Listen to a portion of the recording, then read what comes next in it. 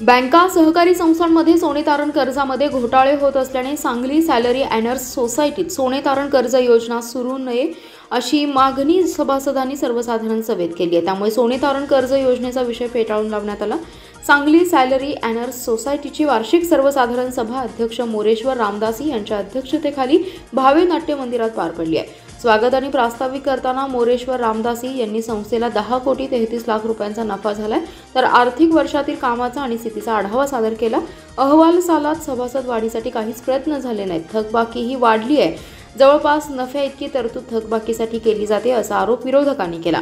भाग भांडवलही वाढलं नाही, कर्जाचं प्रमाण का वाढत नाही असा आरोप बजरंग कदम यांनी केलाय। मात्र चेअरमन रामदासी आणि संचालक गणेश जोशी यांनी केलेल्या कामाची माहिती, थकबाकीचं कारण, वसुलीसाठी केलेले प्रयत्न याची माहिती दिल्याने सभासदांनी टाळ्यांनी स्वागत केलं।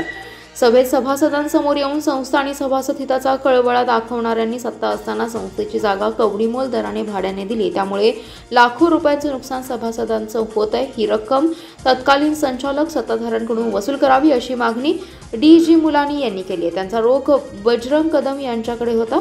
झाकीर हुसेन चौगुले यांनी जमा खर्च सादर केला। तासगाव अपहार 17 वर्ष प्रकरण अपहाराची रक्कम प्रकरणी काय कारवाई केली असा सवाल केला। संचालक शक्ती दबडे यांनी चालू वर्षाचे अंदाजपत्रक सादर केले।